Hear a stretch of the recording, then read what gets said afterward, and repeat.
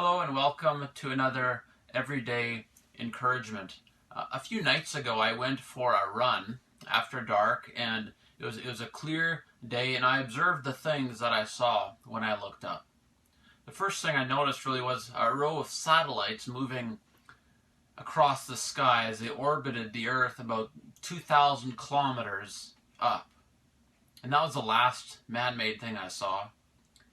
Beyond that was the moon, shining brightly at about 384,000 kilometers away, about 200 times farther away than the satellites that I saw.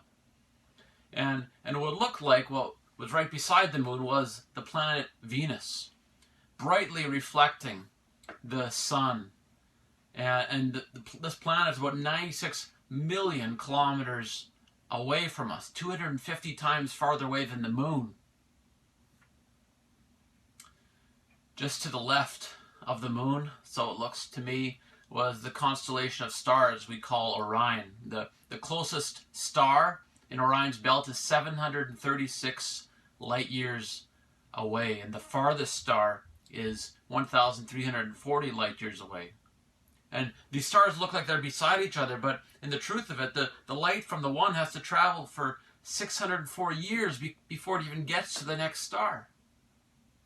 And these are only the stars in our own galaxy. There's only one other galaxy that we can see with our eye. It's a kind of a fuzzy blob. It's called Andromeda, and it's 2.5 million light years away. And scientists estimate that there are probably at least 100 billion galaxies like this, just enormous. And so to say that our universe is massive and enormous is quite an understatement. And so it's no wonder when David, long ago, marveled when he looked up into space. And this is what he says in Psalm 8, verses 3 to 4. He says, "When I look at your heavens, the work of your fingers, the moon and the stars which you have set in place. What is man that you're mindful of him, and the Son of Man that you care for him? The heavens are vast and glorious. Our feeble minds cannot even begin to comprehend the size of the heavens, the size of the universe, and God set them in place."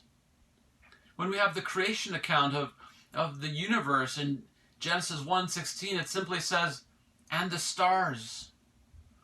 God put 100 billion galaxies into place without breaking a sweat. It was nothing to him. He's huge. And yet, David marvels, he's still mindful of man. He remembers man. He's aware of us. Psalm 139:16 says, "In your book were written, every one of them, the days that were formed for me, yet when as yet there was none of them."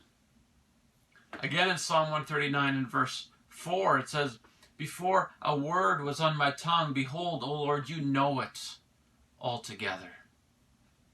And Luke 12:7 says, "Why, even the hairs of your head are numbered." He is mindful of us, and not only is he mindful of us, but he cares for us.